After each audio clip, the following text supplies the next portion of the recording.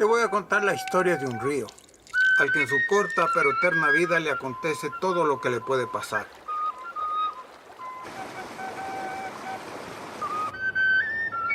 Lo vamos a seguir desde que nace en nuestras altas montañas hasta que muere en el mar.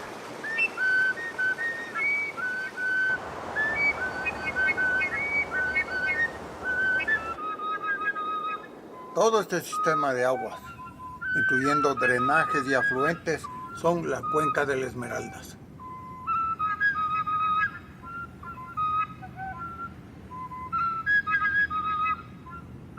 Es un solo río, pero en su camino lo vamos cambiando de nombre. Nace como Mudadero, se hace Pita, luego San Pedro, eventualmente Guayabamba y muere como Esmeraldas.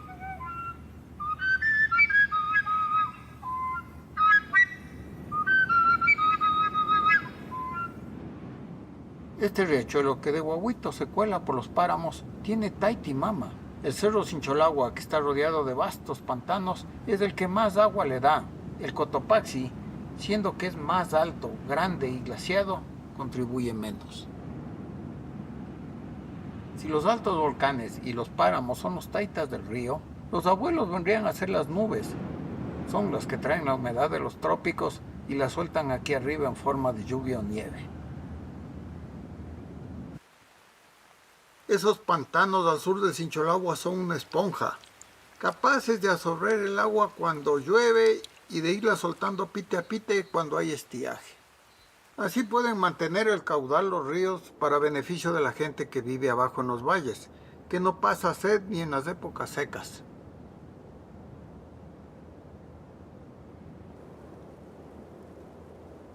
Esta papa cara que cae puede ser perenne. En los páramos esto puede caer y caer y caer sin mucha fuerza, pero todo el día, toda la semana.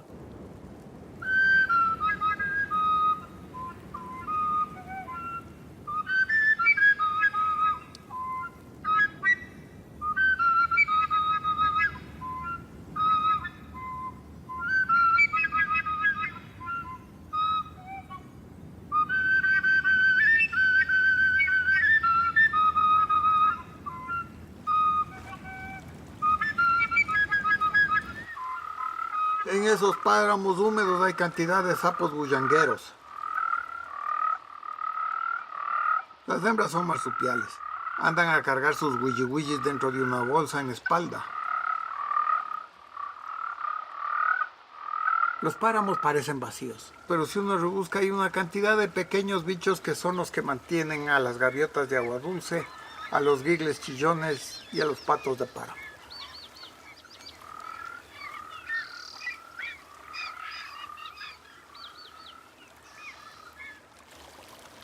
En este punto yo me puedo tomar el agua del riachuelito sin necesidad de procesarla, porque es bastante limpia. Si hiciera un brindis con el río y yo me tomo la mitad y la otra mitad le devuelvo en ese brindis al río, el agua que le devolví, demora apenas poco más de una semana en llegar al Pacífico. Las madrugadas, sobre todo las despejadas, son bien frías. Cae la helada y el páramo se cubre de escarcha y las cochas se congelan.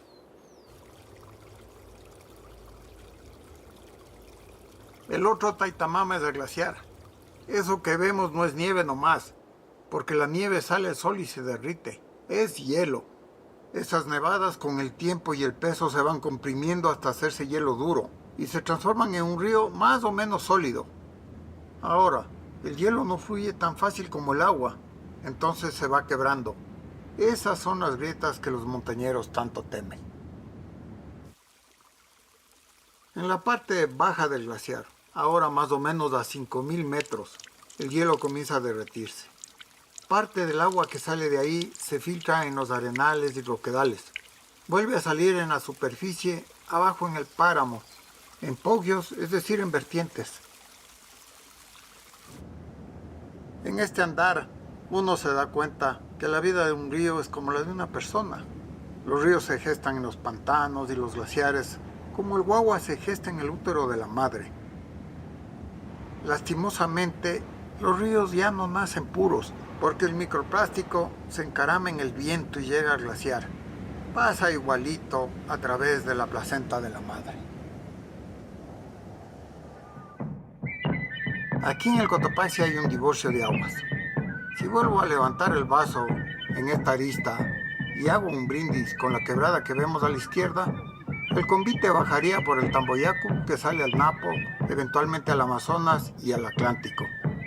Si hago el chinchín con la quebrada derecha, se va por el Pita al Pacífico.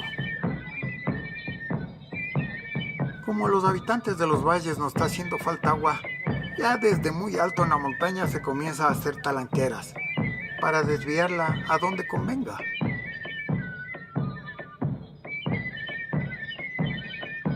Poggio es un topónimo común en nuestros Andes. Significa vertiente. El agua que sale de los poggios es muy limpia porque está filtrada por cantidad de arena.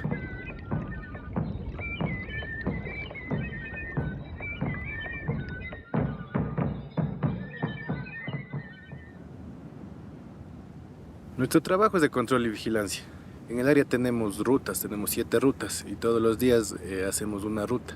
En la ruta vamos monitoreando flora, fauna, amenazas dentro del área, como puede ser ganadería, pescadores, cazadores. Es por el agua que se cuida aquí, por el agua que abastece a la parte sur de Quito. Pero en la actualidad, por el cambio climático, se está observando que todos esos pantanos se está secando. Lamentablemente llueve menos.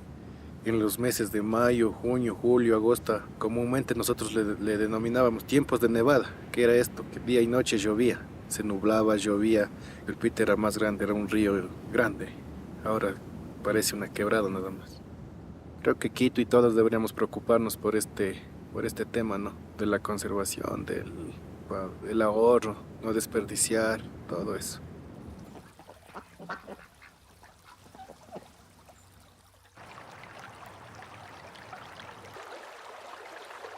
Esos riachuelos son como los guaguas chiquitos. No saben de preocupaciones, pero sí conocen la alegría. Son saltarines, traviesos y juguetones.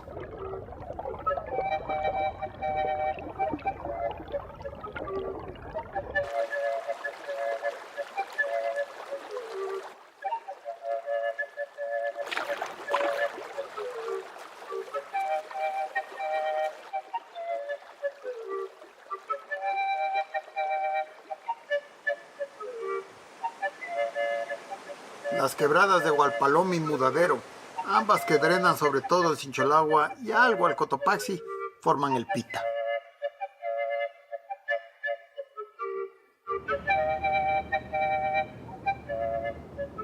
Entre el Sincholagua y el Cotopaxi hay unos pucarás. Son fortalezas incas que deben haber cuidado el paso a los distritos mineros allá en la ceja de la montaña en los flancos orientales. A lo mejor también protegieron a los criadores de llamas, tal vez de vicuñas, que se daban en estos páramos aledaños. Seguro que los soldados, viajeros, pastores e incluso los rebaños bebían agua del Pita.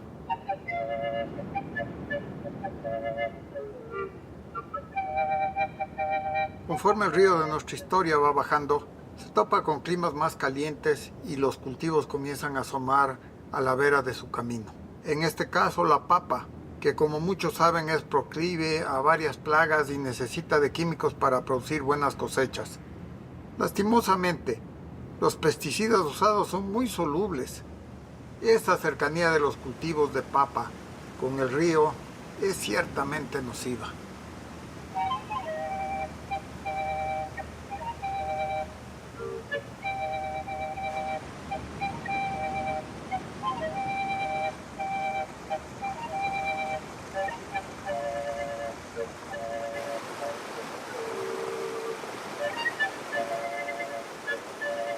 Apenas más abajo está la toma que se lleva el agua del Pita a Quito. Más o menos esta agua da el 20% de lo que la capital consume.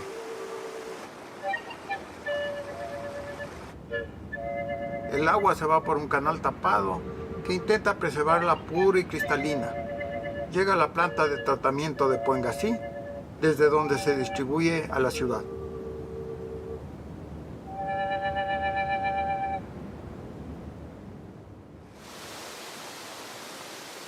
A lo que el río baja, su caudal va creciendo. Deja de ser un guagua para hacerse un guambra, es decir, un joven. Igualito que a las gentes cuando entran en la pubertad y les cría pelos y barbas, al río le salen árboles en sus márgenes. Como que le da vergüenza parecería, y se esconde en esas enormes quebradas talladas por sus ancestros los glaciares. Ahí por dentro corre el río con la fuerza de la juventud, dando impresionantes brincos cada que puede.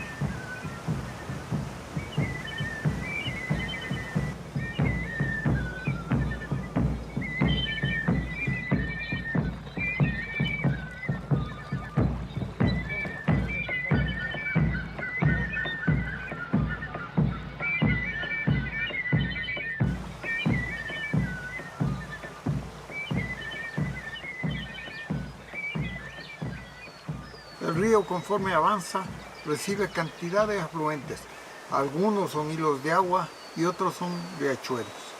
Varios llegan subterráneos y afloran cerca de las márgenes. En esos manantiales de altura hay hasta cangrejos de agua dulce. Este es el rey de Sopoquio. Soy bióloga y he estado trabajando en estudiar los ríos los últimos 30 años de mi vida. Un río sano es un río heterogéneo. Me refiero a que tiene muchos hábitats diferentes. Por ejemplo, en este río pueden ver las piedras grandes, las piedras chiquitas, pueden ver la arena, pueden ver que hay troncos que se cayeron dentro del río, pueden ver agua rápida, agua lenta, unos que están tapados por vegetación, otros que están completamente abiertos. Y cuando tenemos heterogeneidad de hábitats, tenemos diversidad. ¿Diversidad de qué? De muchos organismos diferentes. Esta familia de aquí hace casas. Esta casita de aquí, ¿le ven? Un montón de piedritas puestas juntas con una seda. Estos de aquí es una mosca especial, solo está en los ríos más limpios. Entonces los ríos sanos son ríos diversos.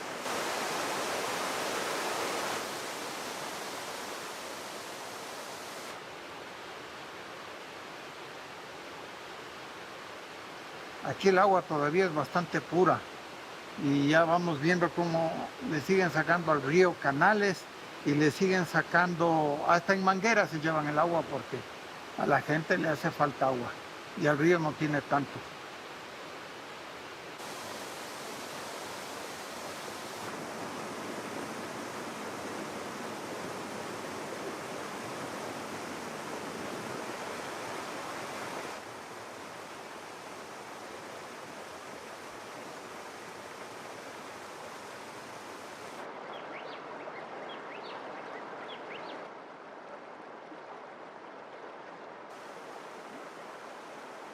A lo largo del río hay varias tomas que se llevan el agua. Se va a través de acequias para regar los cultivos o dar de beber al ganado. Esa agua eventualmente llega a los campos por medio de llovedoras artificiales o por el tradicional método de piscuchaqui, que significa pata de paja. Una de las últimas cascadas del Pita, antes de entrar al Valle de los Chillos, es la de Quimsa. En quichua, Quimsa quiere decir 3, tomando en cuenta el agua que le han sacado al río, tanto para Quito como para los cultivos. Uno se imagina que esa cascada debió haberse llamado por lo menos Sucta, que en quichua quiere decir 6. Pero hay que ver que al río no solo le sacan agua, también ya más abajo le sacan piedras y arena. El cauce del Pita antes de llegar al Valle de los Chillos es una cantera.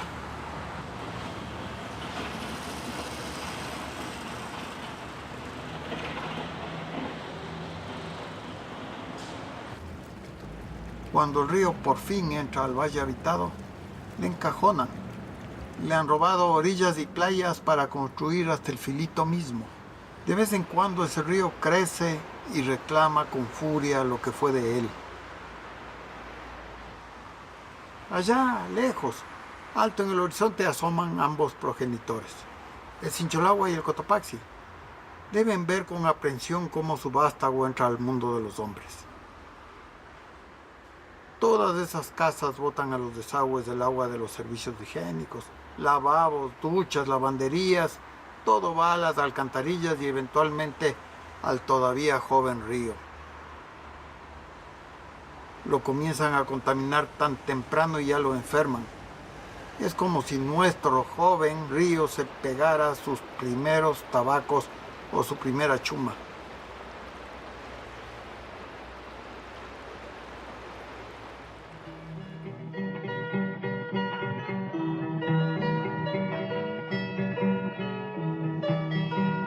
A la altura de San Rafael, al lecho de Pita lo secan. Le anticipan artificialmente su unión al San Pedro. Esto sucede un par de kilómetros antes de la natural confluencia. Se lo llevan por un canal artificial para aumentar el caudal de San Pedro y así crecer lo que llega a la hidroeléctrica de Huango Polo.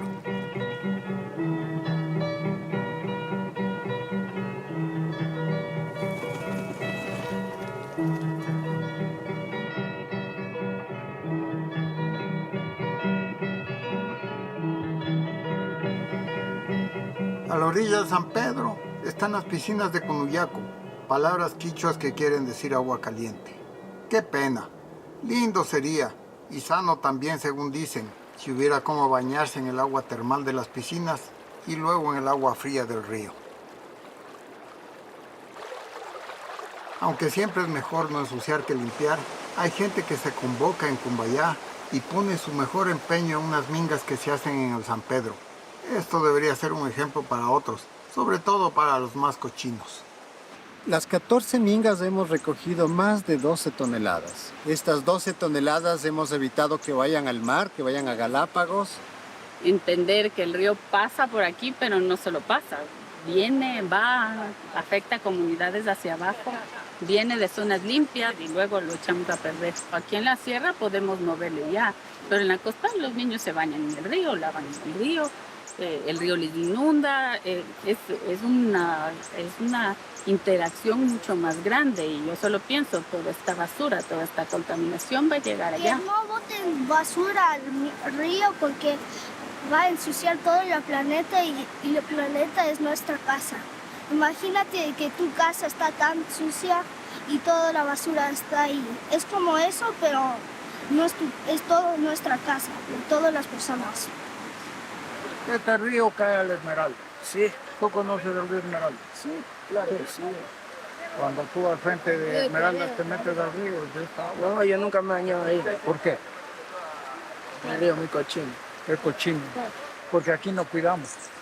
Por eso es cochino. Sí. En realidad, con mingas uno no puede limpiar el río.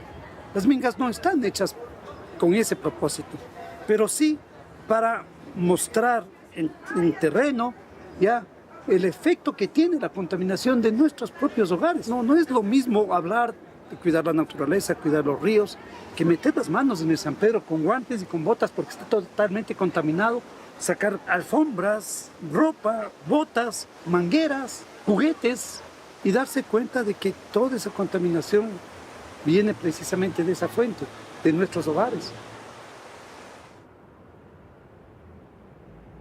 Quito, como ya vimos, recibe un agua bastante limpia a través del canal del Pita, pero la devuelve al Machángara, transformando a este afluente en una cloaca abierta. Quito no tiene un sistema de tratamiento de aguas, entonces las aguas servidas, y esto quiere decir cada vez que tiramos las aguas del baño, no pasan por depuración, sino que entran directamente al río. Ahí lo que ves es justamente aguas servidas que entran directamente al río. Hemos visto camiones que retroceden y botan toda la basura. Y muchas veces nos preguntamos por qué ahora tenemos tantas enfermedades y todo está asociado a lo que comemos. Y todo lo que comemos necesita agua y el agua que proviene de nuestros ríos no necesariamente está limpia, la hemos contaminado. Incluso tú puedes decir la vida de la ciudad basado en la composición que tiene el río, qué recibe, ¿no es cierto? Y estamos nosotros tirando antibióticos de todo tipo, ¿no es cierto? Porque la gente toma muchos antibióticos y en el río los organismos empiezan a ser resistentes, lo que significa que tienes microorganismos súper poderosos, súper fuertes, que es súper difícil que les mate cualquier antibiótico porque ya han tenido tanta exposición que van evolucionando y van cambiando y se hacen estas cepas súper resistentes, ¿no? Entonces sí, cuando dices entro al río, ¿qué miedo? ¿Qué me va a dar? Tienes que tener miedo con un río contaminado. porque va a tener tantas cosas que de verdad te puede dar alguna bacteria rara que es dificilísima de matarla. Tenemos este machángara nauseabundo. Debería ser vergüenza para los quiteños. Sin embargo, no hace falta irse muy lejos, ni siquiera a Europa ni a Estados Unidos, que aquí nomás a la vueltita hay una ciudad con los ríos limpios. A Cuenca la cruzan 4 ríos, y sus habitantes se han visto en la necesidad de mantenerlos limpios, si no la vida se les haría harto intolerable. Inclusive tienen un machángara propio, hasta se llama igualito, y es tanto más limpio que el nuestro. Y esto lo pueden hacer porque han construido unas piscinas donde se llevan las aguas negras, donde las tratan y las devuelven al río ya limpias. Ahorita necesitamos piscinas de depuración, una planta de tratamiento de aguas residuales. En muy pocos años, estamos hablando de unos 10, 15 años, tendríamos el río limpio, porque el río tiene la propiedad de autopurificarse si recibe agua limpia. Imagínense ustedes que tendríamos aquí una vegetación maravillosa de ribera del río y que nosotros podamos venir los quiteños a estar en contacto con el río, como hacían nuestros antepasados, que tenían ese contacto con el río. Cuando el San Pedro llega a la unión con el machángara, como que se tuerce y se retuerce en una cantidad de meandros, tratando de esquivar esa unión cochina. Ya unidos, San Pedro y machángara conforman el Guayabamba. El basurero de Quito, que está en el Inga, suda lixiviados. Son sobre todo líquidos que la descomposición orgánica produce. Debido al mal manejo acaban filtrándose al río y por la quebrada del Chiche llegan al Guayabamba. Ahí también bajan sustancias tóxicas que provienen de las pilas, baterías y compuestos electrónicos, y todo eso ingresa a nuestra cadena alimenticia. Ahí cuando el Guayabamba pasa lateral al nuevo aeropuerto de Quito, en la vía Collas, corre debajo de una pirámide construida en los 1750 por la Condamine. Los franceses levantaron este hito para determinar la forma de la Tierra. Esa expedición confirmó que el mundo es achatado en los polos. De Yapa pusieron de moda la palabra Ecuador, que ahora llevamos como nombre.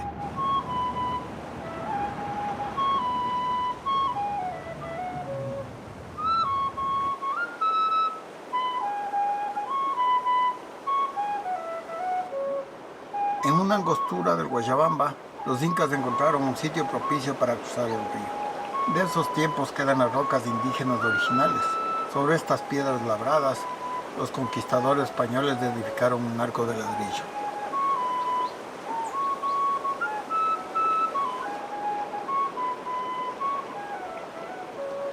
Apenas más abajo, el río que nació en el hemisferio sur cruza la equinoccial para no volver. Va a morir eventualmente en la mitad norte del planeta. Aparte del machángara, hay otro río sucio que desagua al norte de Quito. Es del Monjas. También va a caer en el Guayabamba. A su vera hay otro pucará, el de Rumicucho, y nos recuerda a los que vimos en el Cotopaxi.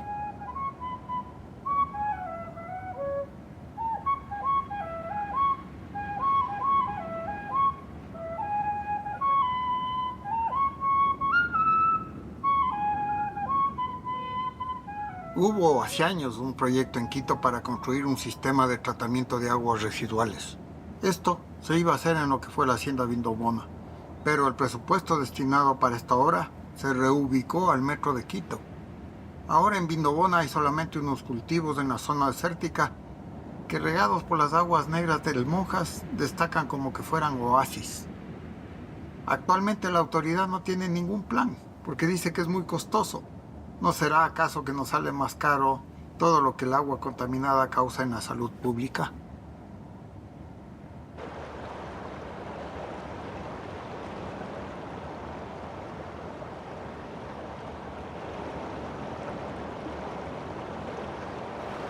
Desde la punta de las lomas hasta el fondo de la cuenca del río hay más de 1000 metros de desnivel. Eso es lo que se ha abierto el río en el paso de los millones de años. Cuando los Andes comenzaron a emerger, junto a ellos debe haber crecido también los primeros desagües. Esa debe ser la historia del Guayabamba, que fue creciendo junto a los cerros y mantuvo esa obra abierta en lo que hoy es un inmenso y a la vez inhóspito cañón.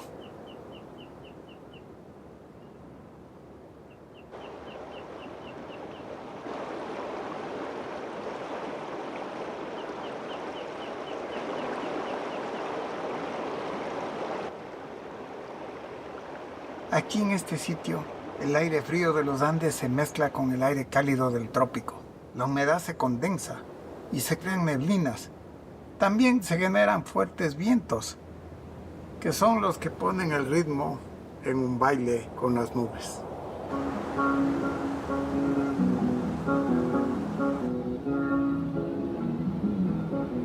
Entre el Guayabamba al trópico, que es la ceja de montaña, la parte boscosa. Ahora la gente lo conoce como el Chocó andino.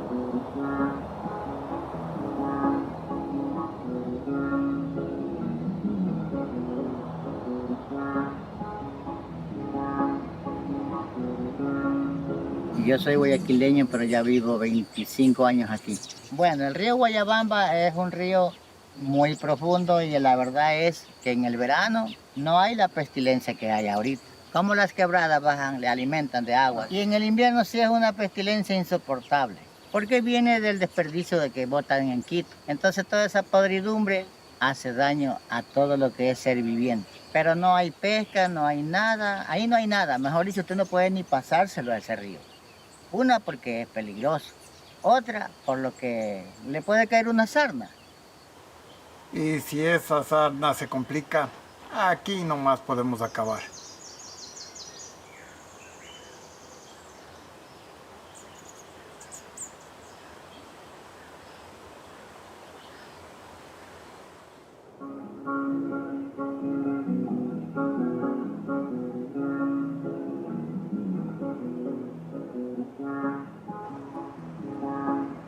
Nacen en la vertiente de la cordillera cantidad de afluentes que caen al Guayabamba.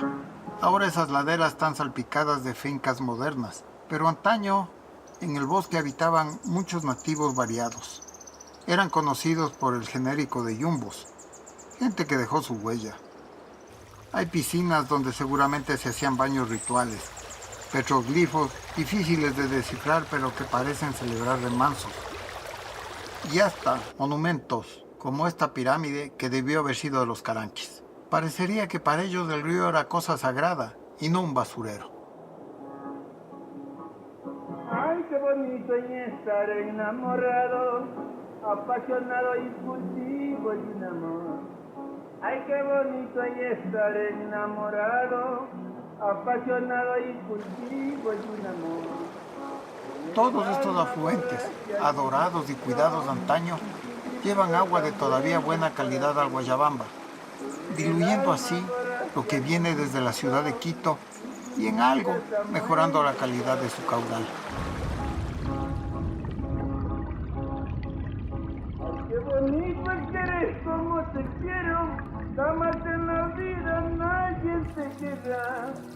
Ay, qué bonito es querer como te quiero, jamás en la vida nadie se queda. Con mis canciones en mi corazón te entrego y te prometo que no te olvidaré. Con mis canciones en mi corazón te entrego y te prometo que no te olvidaré. ¡Epa! En esta parte del Bajo Guayabamba comienzan a aparecer las minas. Poco a poco se multiplicarán. Con el tiempo serán muchas. Por más bien cuidadas que estén, esos relaves corren el riesgo con temblores o con lluvias fuertes de romperse y derramar su carga tóxica de mercurio y arsénico que no tiene otro camino que ir cuesta abajo y llegar al río.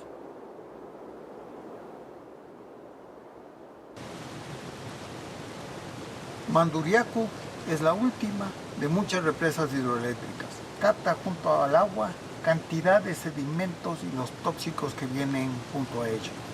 Cuando abre sus compuertas para limpiar el embalse, toda la cuenca aguas abajo se envenena, Se mueren cantidad de peces y el agua apesta más de lo normal. La gente indignada le echa la culpa a la hidroeléctrica, cuando en realidad es un acumulado que viene desde la capital de la República. El lateral a Pedro Vicente Maldonado, el Guayabamba pasa por un cañón tan estrecho que los colonos lo llaman el Salto del Tigre. Creían que el jaguar podía saltar de un lado al otro. En esas aguas hediondas hay gente pescando. No sé si se comen lo que pescan, o lo devuelven al río, o capaz que le venden a terceros ingenuos.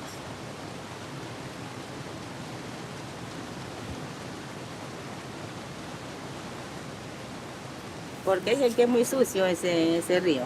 Porque dicen que viene de los desagües de Quito, bajan por ahí. Pero sí hay personas que bañan ahí. Incluso nosotros hemos ido al río por la parte de arriba, hay una linda playa y nos hemos ido bañado. Incluso hemos preparado alimentos, pero siempre y cuando hemos llevado el agua de casa para preparar los alimentos.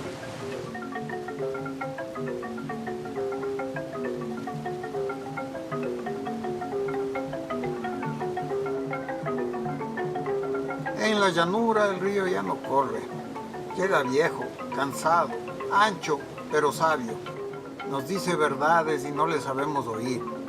Es como un abuelo despreciado cuya herencia nos llegará tarde o temprano. El legado viene porque ese abuelo es sangre de nuestra sangre, es nuestro otro yo, es nuestro espejo. Tiene todo lo que le hemos dado y de poco a poco nos lo va a devolver.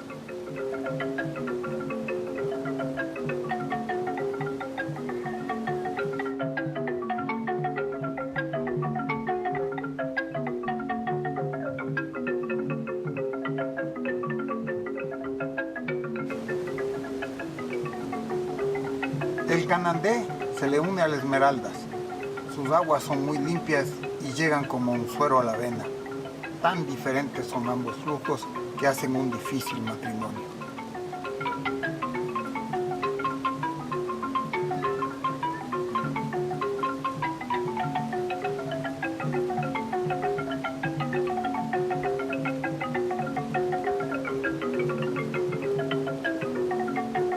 Cerca de la desembocadura, donde ya sabemos de dónde y de qué calidad viene nuestro viejo, hay unas tomas de agua. Son para las plantas del Viche y San Mateo. Aunque pasa por un proceso de potabilización, el producto final es riesgoso. Conocemos que en nuestro país no siempre los tratamientos se cumplen a cabalidad. Aparte hay que ver que el agua carga elementos muy difíciles, si no imposibles de separar. Así son los microplásticos y algunos metales pesados. La planta de San Mateo abastece con agua potable a Río Verde, a la ciudad de Esmeraldas, a la parte turística de Tonsupa, Atacames y Casablanca.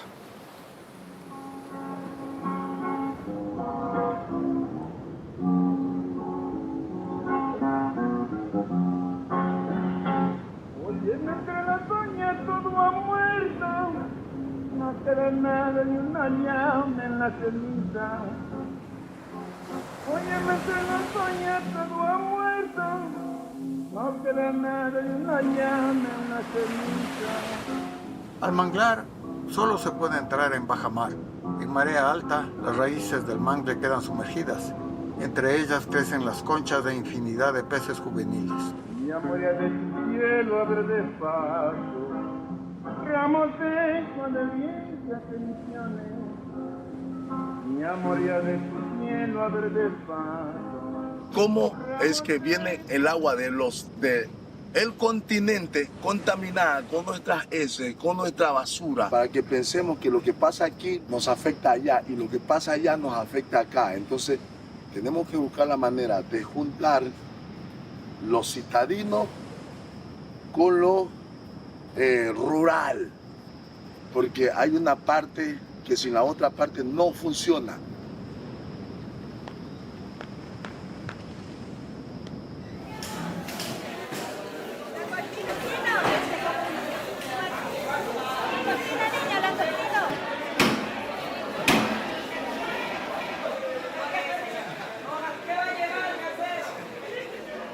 esta agua contaminada se acumula en los suelos y en los pequeños crustáceos. Llega a los peces más grandes que se comen a los pequeños.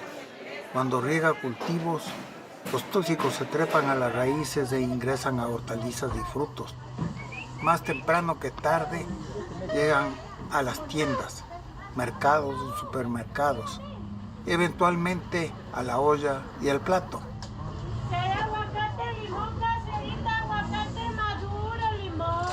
Los ríos vienen a ser las venas del continente. Al ensuciar ese sistema circulatorio, acabamos irremediablemente embarrando el nuestro. Envenenamos nuestras venas y arterias, nuestras vísceras, órganos y tejidos. Y así, como poco a poco vamos matando al río, poco a poco nos vamos matando a nosotros mismos. ¿Cuántos cánceres? ¿Cuántas malformaciones al nacimiento? ¿Cuánto problema de salud vendrá de este imperdonable descuido? Me atrevo a pensar que es más barato mejorar al río que pagar la cuenta en salud pública. Es un daño democrático. Se envenena el presidente y su madre, el juez y el reo, el alcalde indiferente y el concejal cómplice, la gerente y el obrero, el pobre pero también el rico y hasta el médico con todo y su paciente. Esta es una historia harto triste. El río muere enfermo. Muere tras una lamentable agonía. Es la crónica de la mayoría de los ríos que corren cuesta abajo por nuestra patria. Sin embargo, hay remedio. Pudiéramos hacer como los cuencanos y construir plantas de tratamiento para las aguas negras. Pudiéramos también, y sobre todo, dejar de botar basura y desechos pretendiendo que desaparezcan en la profundidad de las quebradas. Y como el río es una cosa que fluye todo el tiempo, eventualmente se autolimpia. Hay una solución, no demora tanto. Con el tiempo a lo mejor podríamos, igual que nuestros antepasados, volver a las riberas del río para pasear, para enamorar, para cantar, para ver las aves o inclusive para bañarnos, así no sea carnaval.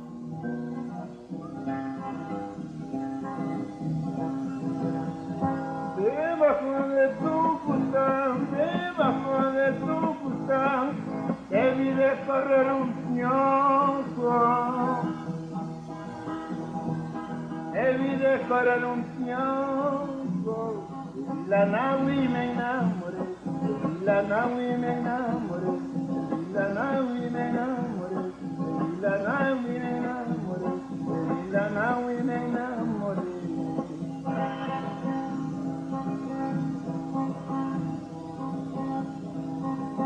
Debajo de